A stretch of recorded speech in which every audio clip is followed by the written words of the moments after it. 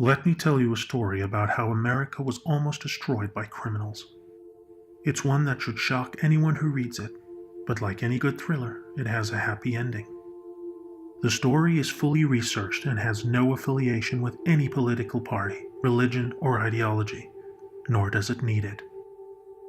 May 4th, 2016. TV billionaire Donald J. Trump, against all the odds, wins the unofficial nomination as Republican candidate for the presidential election. Even happier at the news than Trump himself was none other than the Democratic National Committee and their candidate, Hillary Rodham Clinton. Their so-called Pied Piper strategy had worked. Clinton announced her candidacy on April 12, 2015, and became the presumptive Democratic nominee on June 7, 2016. From the moment she announced, Clinton and her team set themselves two objectives. 1. Destroy Bernie Sanders. 2. Weaken strong Republican rivals and strengthen weak ones. The DNC, Clinton, and their media proxies worked together to achieve both. And it worked. The Sanders campaign was destroyed, and the Republicans nominated Trump. On May 4th, 2016, Hillary Clinton would have been very pleased, and the Clinton versus Trump campaign had begun. At this point, Hillary Clinton would have been entirely certain that she was going to be POTUS 45, and that she could not lose.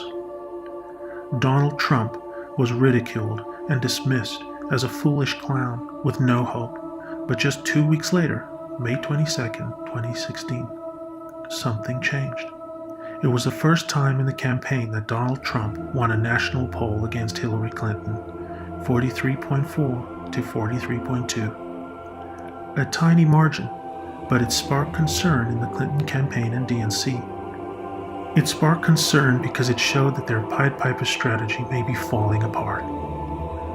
The outsider they had deliberately promoted, Donald J. Trump, the joke candidate, was taking the lead. Though even with this change in the air, Clinton and her team would never have doubted that victory over Trump was theirs. When it came to dealing with opponents, the MO of Clinton and her allies was already clear. Cheat, lie, and collude. Do whatever you have to do to destroy rivals. After all, they thought they were untouchable. Now there became a new objective: destroy Trump at all costs. A plan was coming together to paint Trump and his family as traitors. That plan was to be collusion with a foreign adversary to steal the election, and a narrative that would dominate mainstream media headlines for over a year. To date, no evidence has been made public to validate this claim, at least nothing that stands up to any reasonable scrutiny. But let's move to May 25th, 2016, a day that sent shockwaves through the Clinton campaign. The DNC discovered that all emails between January 15, 2015 and May 25, 2016 had been copied and removed from their servers. These damning emails were published by WikiLeaks on July 22, 2016, and they proved how the Clinton gang cheated Sanders.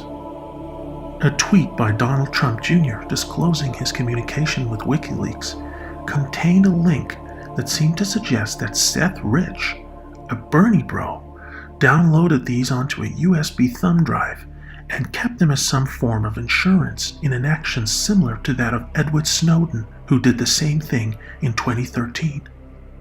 After the damaging emails were released on WikiLeaks, the DNC made public a claim that they had been hacked rather than leaked. FBI Director James Comey only offered to help and simply stood back when the DNC mysteriously refused. A new narrative had begun. Russian intelligence, under Putin, hacked the DNC. Soon after, Clinton-allied mainstream media networks began pushing Trump's connections with Russia, and the Trump and Russia collusion story was born. It should be clear to anyone who is intellectually honest with themselves that the more likely scenario is that this story was invented to discredit the Trump campaign and distract the public from the damaging contents of the leaked DNC emails. The fix was in. But still, it did not work. Trump's campaign rallies were full and passionate, and it appeared that this unlikely candidate was winning. Clinton, the DNC, Obama, and their proxies started to panic as they realized for the first time they had made a mistake in propping up their Pied Piper candidate. They went into overdrive. The Russia smear went viral. Unlawful and unethical actions began to take place. Clinton rigged the debates. Comey rigged the FBI investigation by exonerating Clinton with the non-legal term extremely careless, even though the original wording of his closing statement was grossly negligent, a criminal offense. While under this investigation, Hillary Clinton's husband Bill held a controversial meeting with the head of the Justice Department, Attorney General Loretta Lynch, on an airport tarmac in Phoenix that the FBI tried to conceal. Attacks started on Trump and his family, nasty and personal, mostly all lies. Nothing worked. Trump was a phenomenon. They had never seen anyone like him. As the panic grew more severe, the DNC colluded with and paid a foreign intelligence contractor with ties to Russia to formulate a damaging dossier about Trump's sexual antics that was soon discredited. The Obama Justice Department used this questionable intelligence to authorize a FISA warrant to place Trump and members of his campaign under surveillance. Illegal spying starts on Trump, his campaign team, and his family. The illegality of these actions would have had no consequence, since Clinton and Obama had little doubt of a victory.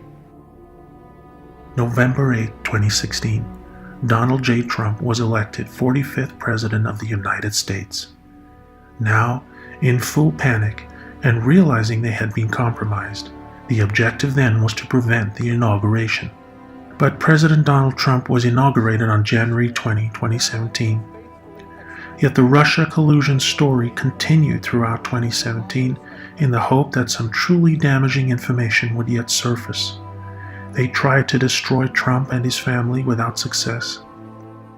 The Russian collusion narrative is now understood on both sides as a lie, with mainstream media networks who run the story admitting off-camera that there was no substance to the claims at all, even as it continues to dominate their coverage. These people deliberately undermined international relations and committed crimes. They ripped up the rule of law.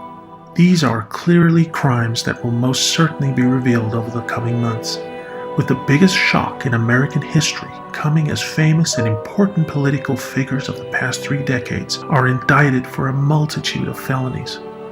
The human destruction and damage Clinton and her enablers have caused with her ambition and dishonesty has destroyed lives and careers. Innocent people have been smeared. Americans have been divided. Clinton, Obama, and co. almost destroyed America. They were organized criminals like the Chicago Mafia of Al Capone, but who made it right into the heart of power, allowing the country to fall into a state of lawlessness and division. Hillary Clinton knows full well what's coming down the line. Her guilt is spilling over the political divide, and even ardent supporters are starting to grow accustomed to the idea that maybe she was not the liberal feminist icon she presented herself to be.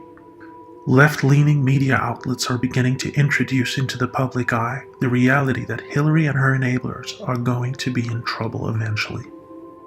The coming months will be very difficult for Clinton's hardest supporters. They have been lied to the most. They have, in many cases, been sent totally insane. They are good people who care about others.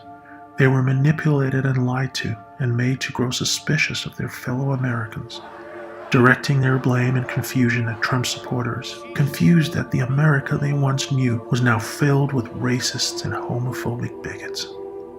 It's time for justice so that the good people of America can once again come together and celebrate their differences as one people, united under a banner of freedom that was fought so hard for so many times in the past.